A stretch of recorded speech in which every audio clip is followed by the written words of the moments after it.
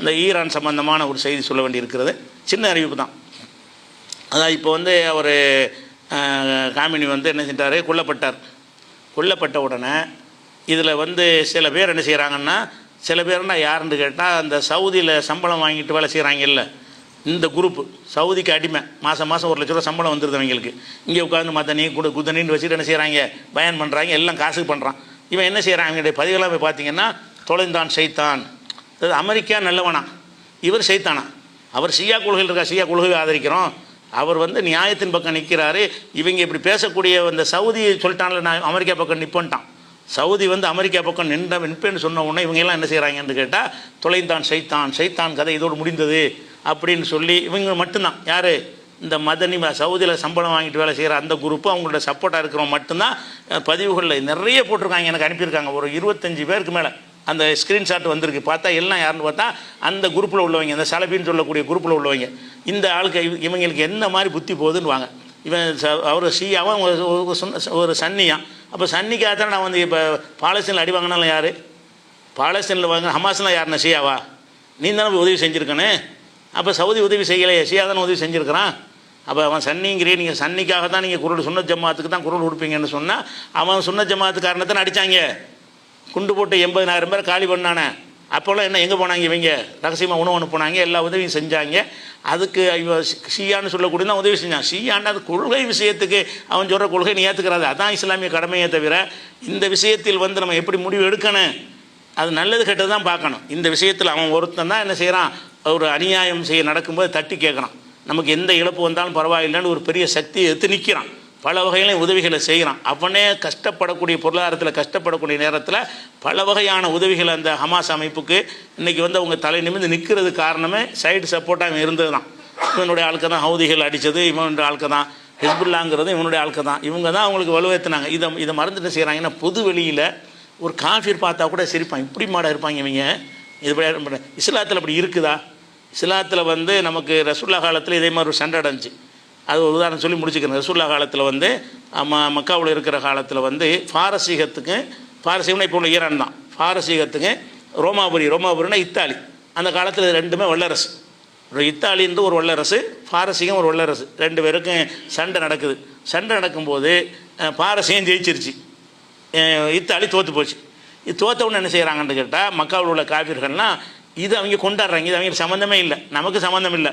அவங்க ரெண்டு இனம், இத்தாலியில் உள்ளவர்கள் கிறிஸ்தவ மார்க்கத்தில் உள்ளவங்க, ஈரானில் உள்ளவர்கள் நெருப்பை வணங்குறவங்க. ஈரானில் உள்ள அந்த பாரசீகர்கள் வந்து நெருப்பு மஜூசிமாங்கல்ல, மஜூசி கொள்கையில் அவங்க இருக்கிறாங்க. இவங்க வந்து வேதக்காரர்கள், மறுமை சொர்க்கம் ஆகிரத்து அல்லான்னு சொல்லக்கூடியவங்க, யார் இத்தாலியில் உள்ளவங்க. அப்போ இந்த ஜெயிச்சவனு என்ன செய்கிறாங்கன்னு கேட்டால், யார் ஜெயிச்சிட்டான்னு கேட்டால் பாரசி ஜெயிச்சிருச்சு. அப்போ மக்கா காஃபிர்லாம் என்ன பண்ணான்னு கேட்டால், இது வந்து பயங்கர சந்தோஷம். என்னன்னு கேட்டால், முகமது மாதிரி கொள்கையில் இருக்கிறவங்க ரோமாபுரிக்காரங்க, மறுமை சொர்க்கம்னு சொல்கிறாங்க. நம்ம மாதிரி கொள்கையில் இருக்கிறவன் ஈரான்காரன், அவன் ஜெயிச்சே சந்தோஷம் நமக்கு, நம்ம கருத்தில் உள்ளவன் ஜெயிச்சிட்டான்னு சொல்லிட்டு சந்தோஷப்படுறாங்க. இதில் சந்தோஷப்படுறாங்க. அன்னைக்கு ஈரான் வந்து இஸ்லாமிய நாட்டில் வந்துடுது. அன்னைக்கு ஈரான் என்னவா இருந்துச்சுன்னு சொன்னால், நெருப்பை கடவுளாக்கி வணங்கக்கூடியவங்களாக இருந்தாங்க. அப்போ நெருப்பு கண்டதையும் வணங்குறது தான் மக்கா காஃபிர் கொள்கை. நம்ம கொள்கைக்கு நெருக்கமாக இருக்கிறவன் பாரசிக்காரன், முகமது கொள்கைக்கு நெருக்கமாக இருக்கிறவன் இத்தாலிக்காரன். இப்போ யார் ஜெயிச்சா? எங்கள் கொள்கை தான் ஜெயிச்சது அப்படிங்கிறதுக்கு இந்த எங்கேயோ நடந்த ஒரு சண்டையை எங்களுக்கு இருந்து சொல்லி அவன் என்ன செய்கிறான், அதை புகழ்ந்து பெருமை கொண்டுட்டு இருக்கிறான். அப்போ அல்லாஹ் என்ன செய்கிறான்னா, இதுக்குன்னு ஒரு சூறா இறக்குறான். சூறாவுக்கு பேர் ரூம் 30வது சூறா, ரூமாபுரின்ற அந்த சூறாவுக்கு பேர். அலிஃப் லாம் மீம் குலிபத் ரூம். அல்லாஹ் என்ன செய்கிறான்னு கேட்டால், முஸ்லீம்களுக்கு தான் பெரிய கவலை. அதை கேட்டவன, ஆமாம் நம்மளை மாதிரி சொர்க்கம் நரகங்கிறான், அவன் தோற்று போயிட்டான், அவன் ஜெயிச்சிட்டாங்கன்னு மனசில் ரொம்ப ஒரு சஞ்சலப்படுறாங்க. அப்போ அல்லாஹ் என்ன செய்கிறான்னு கேட்டால், இப்போது வந்து ரோமாபுரி வந்து தோற்று விட்டது, ஒலிபத்தி ரோமாபுரி இன்னைக்கு தோற்று விட்டது. ஆனால் சில நாட்களுக்கு பிறகு, சில ஆண்டுகளில் இதே ரோமாபுரி வந்து பாரசீகத்தை வெற்றி கொள்ளும்.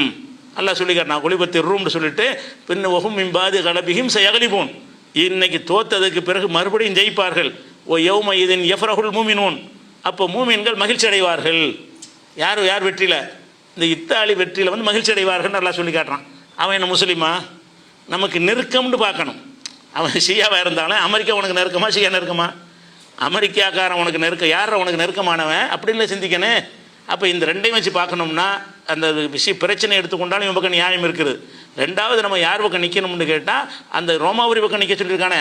அன்னைக்கு பாரசீகர்கள் வந்து மக்கா காஃபிர் மாதிரி இருந்தாங்க, ரோமாபுரி வந்து கிறிஸ்தவ கொள்கையில் இருந்தாங்க. அப்படி இருக்கும் பொழுது இதை சிந்திச்சு பார்த்தோம்னு சொன்னால் இந்த ஈரான் பக்கம் தார்மீகமாக அந்த வெற்றியிலே சந்தோஷப்படணும்.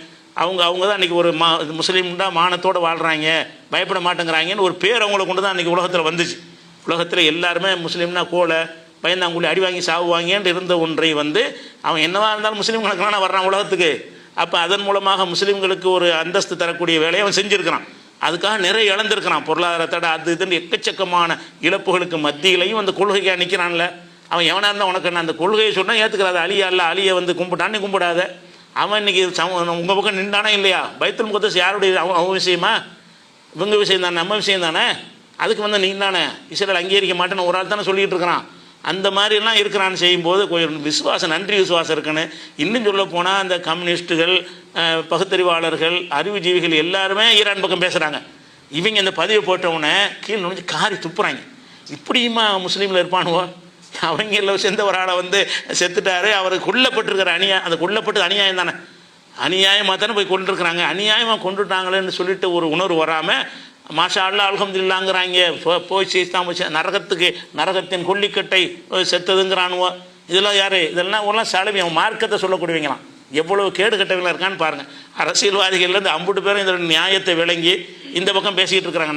நம்மளை விட ஷியாவை எதிர்த்தது யார் இருக்கா? இன்றைக்கி ஷியா கொள்கைக்கு வந்து அவ்வளோ கடுமையான பதிவுகள் நான் தான் போட்டிருக்கிறேன், நிறைய போட்டிருக்கிறோம், பேசியிருக்கிறோம்.